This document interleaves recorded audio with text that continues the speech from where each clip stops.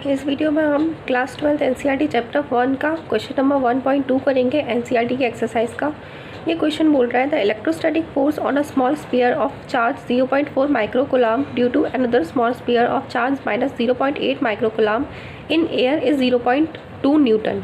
ठीक है, मतलब जो दो चार्जेस है हमारे पास, एक जो है वो है हमारा 0.4 माइक्रोकूलम और दूसरा जो है वो है हमारा 0.8, वो भी माइनस का माइक्रोकूलम।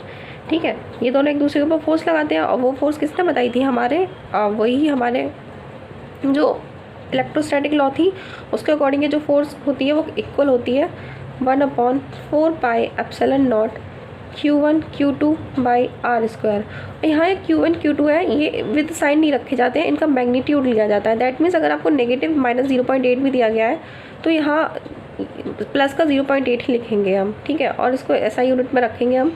तो F is equals to 1/4 pi epsilon naught की वैल्यू होती है 9 × 10⁹ 9 × 10⁹ न्यूटन मीटर स्क्वायर पर कोलम स्क्वायर।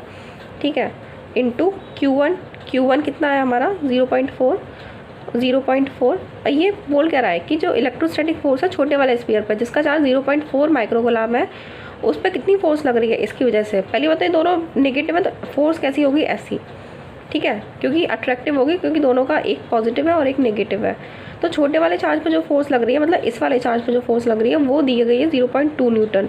तो सेकंड क्वेश्चन में दूसरे वाले चार्ज पर फोर्स पूछ रहा है कि दूसरे वाले चार्ज पर कितनी फोर्स लगेगी पहले की वजह से। तो जो न्यूटन्स का थर्ड लॉ था वो क्या बोलता था कि जो फोर्सेज होती हैं वो एक दूसरे पर, मतलब every reaction is equal and opposite reaction.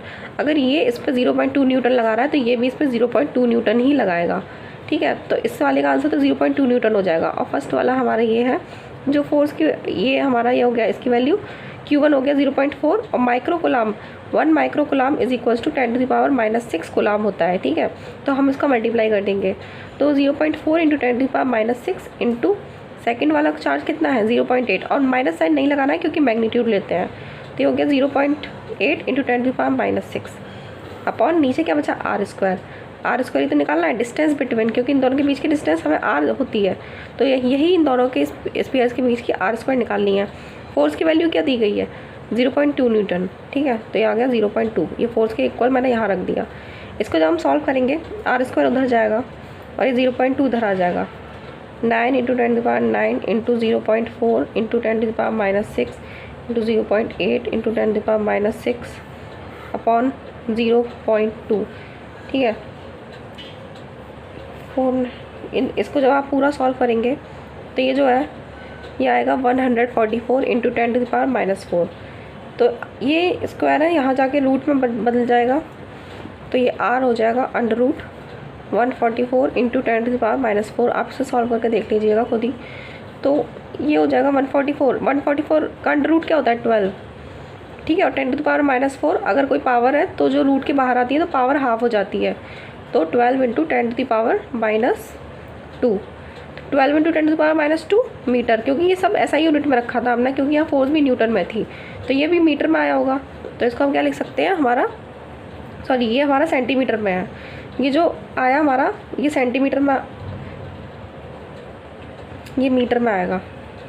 तो ये 10⁻⁻2 हमारा यहाँ पर 0 है, हम 2 ये आगे ले जाएंगे तो हमारा पावर 2 ऐड हो जाएंगी। तो ये हो जाएगा 10, ये तो 0 हो गया, 10 की पावर 0 इज़ 1, तो ये हो जाएगा हमारा 0.12। जब हम इस साइड पॉइंट को ले जाते हैं तो हमारी जो पावर होती है वो ऐड हो जाती है, और अगर हम पॉइंट को राइट साइड शिफ्ट करते हैं तो हमारी पावर जितने डिजिट हमने शिफ्ट की है उतनी पावर हमारी माइनस हो जाती है। तो इसका जो आंसर आएगा 0.12 मीटर आएगा। और सेकंड वाला जो क्वेश्चन बोल रहा है सेकंड स्फीयर पर फर्स्ट के थ्रू कितनी फोर्स लगेगी, तो वो 0.2 ही लगेगी, क्योंकि जो दोनों स्फीयर है वो एक दूसरे को अट्रैक्ट करेंगे, वो सेम फोर्स से करेंगे। ठीक है, तो थैंक्स फॉर वॉचिंग, मिलते हैं नेक्स्ट वीडियो में। Thank you.